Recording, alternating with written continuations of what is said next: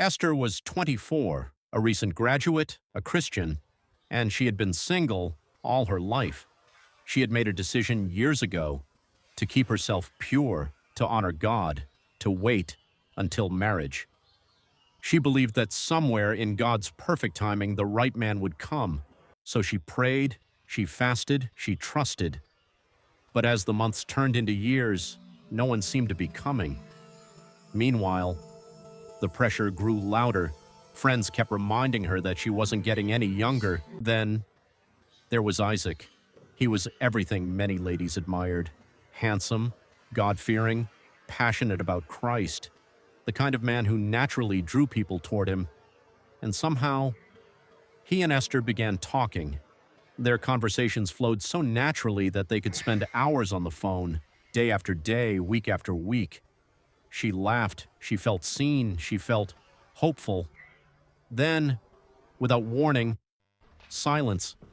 Days became weeks. No explanation, no goodbye, nothing, just silence. And somehow, that silence hurt more than words ever could. She replayed every conversation in her mind. She reread every text message. She wondered if she had said something wrong. Eventually, she would delete his number, trying to convince herself that she was finally moving on. But somehow, the story would begin again. Isaac would return. The conversations would continue. The laughter would come back. Hope would quietly find its way into her heart again. Until the silence returned. This last time, it felt different. He called her sweet names. He was gentle, kind, caring. For a moment, she thought, maybe this time will be different. Without even realizing it, her heart had already gone much further than the conversations. She imagined a simple wedding. She imagined children. She imagined throwing flour at each other in the kitchen while laughing. She knew they were only imaginations, but she couldn't seem to stop them. When Isaac first entered her life, Esther had taken him before God. She prayed, "Lord, is this my husband?" As she continued praying, she believed she received confirmations again and again and again. Yet, his actions continued to leave her confused.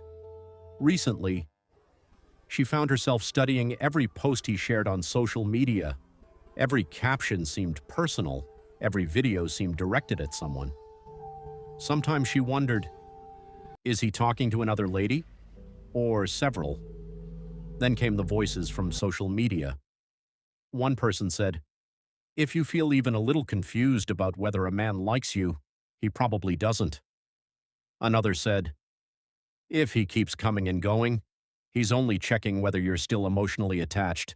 Don't mistake inconsistency for love." Those words echoed in her mind. Again. She reread old conversations. Again. She deleted messages. Again. She deleted his number, trying to silence a hope that refused to die. And now, she sat alone, with questions only God seemed able to answer.